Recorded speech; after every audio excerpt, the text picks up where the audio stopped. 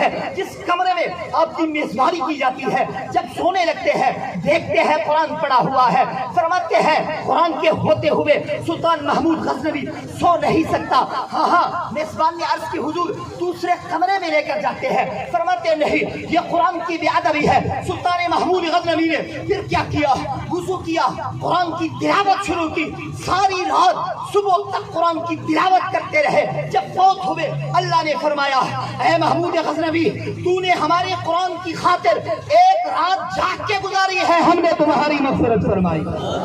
قرآن وہ قرآن ہے کہ صاحبو جس کی حفاظت کا ذمہ رب نے اٹھایا ہے، لیکن اگر ظاہری حفاظت کروائی تو سیدنا صدیق اکبر سے کروائی۔ سب سے پہلے قرآن کی جمع کرنے کا منصوبہ اگر پیش کیا فاروق اعظم نے پیش کیا، اگر عمل کیا تو سیدنا صدیق اکبر نے کیا۔ آج بھی سیدنا صدیق اکبر کے جو وارث ہیں، سیدنا صدیق اکبر کے فیضان کے جو تقسیم کرنے والے ہیں، آج بھی عظمت قرآن کے لیے نکلے ہوئے ہیں، آج بھی عظمت قرآن کے خاطر بیماری کی حالت میں اس روڈ پر بیٹھے ہیں اور یہ اظہار کر رہے ہیں کہ ہم سیدنا صدیق اکبر کے نام کے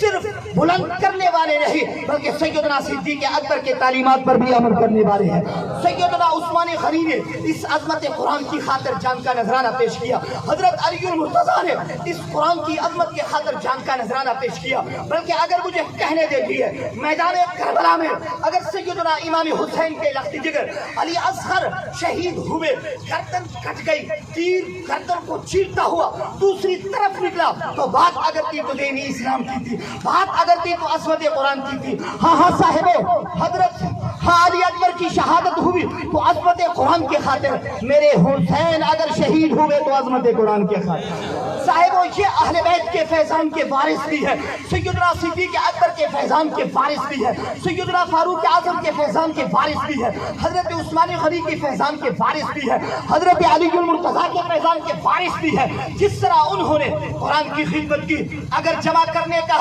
منصوبہ سب سے پہلے شروع کیا میرے صدیق اکبر نے شروع کیا، اگر اس پر کام کیا منصوبے کا، اگر عرض کیا فاروق اعظم نے، اگر اس پر کام کیا ہے تو عثمان غنی نے کیا ہے، حضرت علی المرتضیٰ نے کیا ہے، تو صاحبو معلوم ہوا عظمت قرآن کی خاطر جان کا نذرانہ پیش کرنا، مال و دولت پیش کرنا، یہ صحابہ کرام کی سنت مبارکہ ہے، اہل بیت کی سنت مبارکہ ہے۔ صاحبو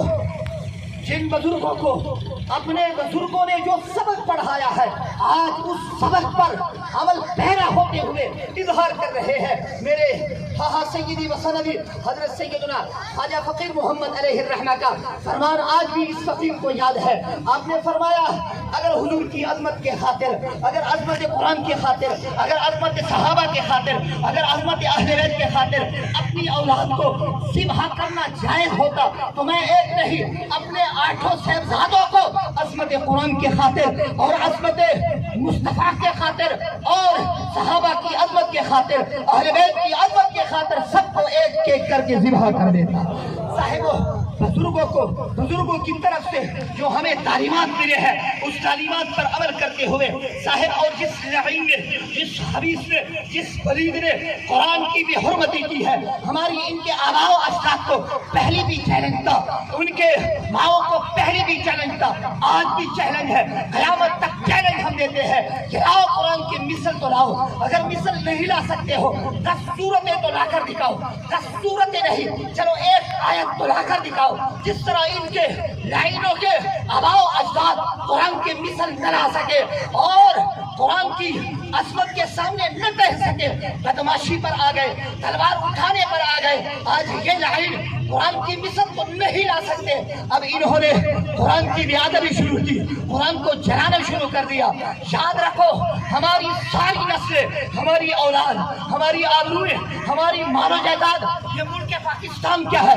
پوری دنیا کے مسلمان بھی عظمت قرآن پر قربان ہیں۔ اللہ اکبر، جانیں جا سکتی ہے، اولاد سوا کروا سکتے ہیں، مال و دولت سب کچھ قربان کر سکتے ہیں، لیکن قرآن کی عظمت پر ہم حرف نہیں آنے دیں گے۔ جس طرح جو سبق ہمیں بزرگوں نے دیا ہے، جو سبق ہمیں حضرت سیدنا خواجہ عثمان دامانی نے دیا ہے، جو سبق ہمیں حضرت سیدنا پیر سراج نے دیا ہے، جو سبق ہمیں حضرت سیدنا پیر بارون کریم نے دیا ہے، اور بالخصوص سیدنا خواجہ فقیر محمد علیہ الرحمن نے اگر کام کیا ہے تو قرآن کا کیا ہے، اگر قرآن کام کیا ہے تو حدیث کا کیا ہے۔ آج جس علاقے میں بھی جاؤ گے وہاں تمہیں قرآن کا مدرسہ ملے گا۔ ہم لوگ کہتے ہیں یہ قرآن پر کھاتے ہیں، ہم صرف کھانے والی نہیں بلکہ قرآن کو ہم نے پڑھا بھی ہے، قرآن کو سمجھا بھی ہے، قرآن پر ہمیں اللہ کی فضل و کرم سے عمل بھی نصیب ہے، اور آج قرآن کی عزت و ناموس کے خاطر جان دینے کے لیے بھی حاضر ہیں۔ نعرہ تکبیر، نعرہ رسالت، نعرہ تحقیق، نعرہ حیدری، عظمت قرآن۔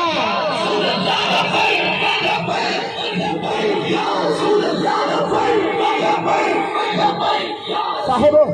سچے پیروں کی پہچان، سچے مشائخ کی پہچان اور سچے پیران عظام کی پہچان ایسے موقعوں پر ہوتی ہے کہ جب بھی